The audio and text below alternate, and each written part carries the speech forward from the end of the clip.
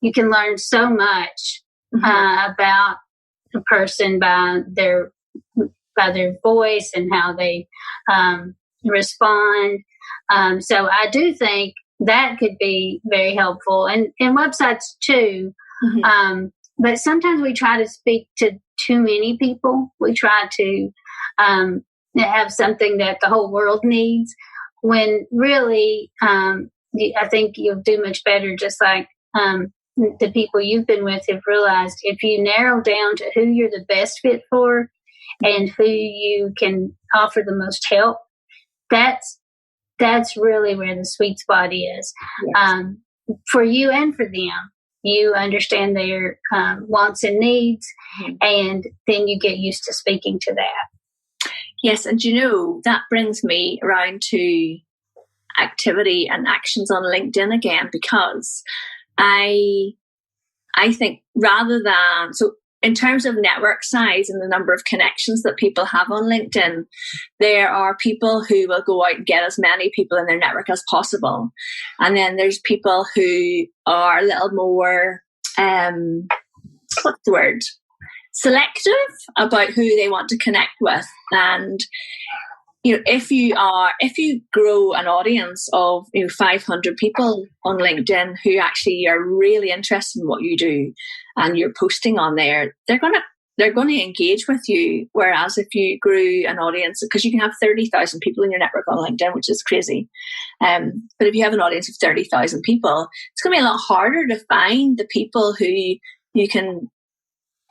would like to work with you, you'd like to work with, and that actually probably you can make more of an impact with in that larger audience. So I've always been an advocate for growing a quality following online rather than like the biggest following.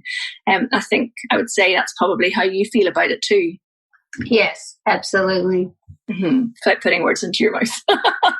Yeah, no, I do think it makes a big difference, because, if it's someone who follows a lot of people and they're not selective, they're probably not listening really good to anybody. Yeah, no, you're right. So it's yes. And also putting yourself out there, as you say, on going on podcasts and doing like video calls. And I did a video the other day about a new feature on LinkedIn, and I did the video for LinkedIn, but I uploaded it to Instagram, and because it was longer than a minute, it said, "Oh, we can't put this on your Instagram feed, but we can put it on IGTV." Yeah, I've never had such a reaction to a video or anything on Instagram in such a long time, and I think people really like to see you. They like to see you and hear you speak and see you speak. And actually that leads directly to people reaching out. And then they know that you're a right fit for them because they like how you talk about things. Yes, I can see that. I really need to work on video. I'm still not good with video at all. I've applied for LinkedIn Live, Renee. So when I get it, we'll do a LinkedIn Live together. Okay. All right. Right. Okay. Spit and shake. All right. I mean, it's really funny. Anyone listening to this is going, Louise really needs to just hire Renee because she's obviously rubbish at sales. But one of the things that you talk about is having goals. How, would you set a goal for short term, long term? Do you review it regularly? How do you work with goals in your with a client or for yourself? So I think the first place to start is a monthly goal. You can look ahead, but you have to start somewhere. A week is too short, but you can take 1 month and say, I'm going to do better than I did last month. Okay. And goals have made such a difference for me. I don't know if I would have been successful in sales without goals. When I first started in sales, I had a quota that we had to hit every month. Yeah. And that was my goal. And then we would hit bonus if we sold quota. And then for every 10,000 you sold over that, you got another bonus. So I had to have bonus every month because I got used to it. but I had to that gave me a goal. Mm-hmm. So sometimes when you're not really being aggressive toward other people, but you're being driven towards something. And that's what a goal will do for you. It gives you, when you lose perspective, when you're getting a lot of no's, nobody's responding to your email or your proposal, it brings you back to, okay, this is where I want to be. Mm-hmm. And so I think goals are so important. My whole family, we all, my kids, my husband, everybody now, since I started in sales 25 years ago, we're all wrapped around what goals we're doing that month, that year. Oh, wow. So I think, it just gives you something to shoot for, to gauge your performance. And that's what I always loved about a goal. I don't know if I even early on, I guess I had a couple of goals, but I didn't realize they were goals. But looking back, it really made a difference. A goal just gives you a clear picture of where you want to be. And then you can work backward from that on how to get it. Yes. And it doesn't even need to be a financial goal. It could be like, okay, this month I got 2 one-to-one clients. So next month I'm going to get 3.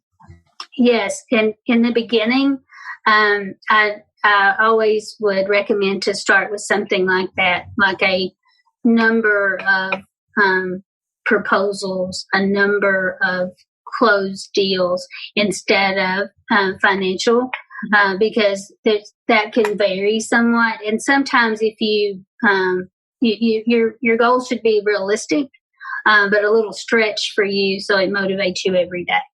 Ooh, I like this.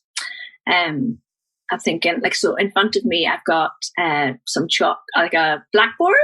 Yes. Get some chalk, and I should start marking off goals on it. That'll be fun. Makes a big difference. Yes, I like this. And I like it actually for my kids as well. Although I'll come off this and they'll go, no, Mum, we're just happy doing what we're doing.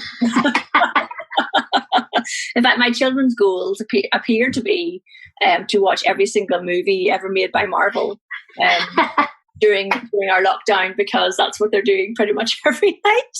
Like, when we run out of these movies, go back to the start. Earl would love that goal too, Louise. I think my goal is to stop overeating everything, because we can't get out of our house and go anywhere. Yeah. Oh dear. Anyway, no, but business goals are great. I like this. I like the idea of having goals to aim for. And when somebody works with you, then Renee, so the monthly, when somebody signs up for your monthly package, do you set goals for them, or is it something that you do with them together? We do that together, because it's really whatever is important to them. Yes. And we talk through how to get that. But because it's all about them, it doesn't, as long as they're happy, I'm happy. Yeah.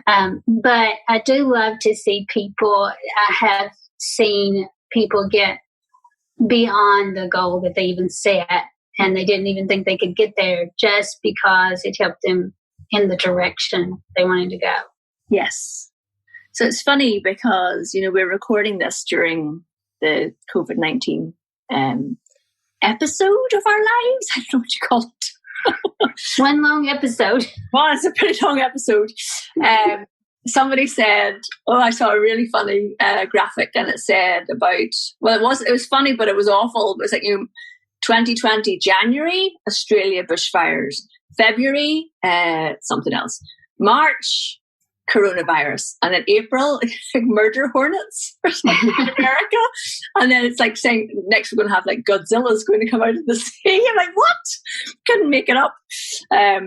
So anyway, sorry, I got a bit distracted there because I just saw that the other day and it made me laugh. So tell me, so it's been absolutely brilliant talking to you, Renee, and I'm not going to keep you much longer, but I would love to hear how people here can work with you. People listening to us can work with you, and I believe you may have something for them.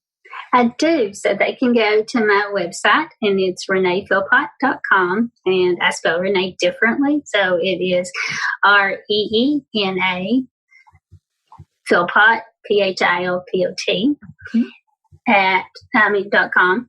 And I do have something for your listeners, and it will be there /Louise, and it will be how to make and meet your monthly sales goal. Ooh, I'm going to grab a copy of it. And of course, they can come and connect with you on LinkedIn, Renee. They can. I post there regularly, and you sometimes will hear a story of something that happened to me and how I handled it. Yes. And sometimes it's just my point of view from the day, but I do post there a couple of times a week. I have to say, actually, you're a great storyteller. I think you're going to have to put all these stories in a book. I appreciate that. For the future, because they're really great. Okay, Renee, it's been an absolute joy speaking to you on the podcast, and thank you so much for coming on and agreeing to be my guest. Thank you, Louise. I enjoyed it so much.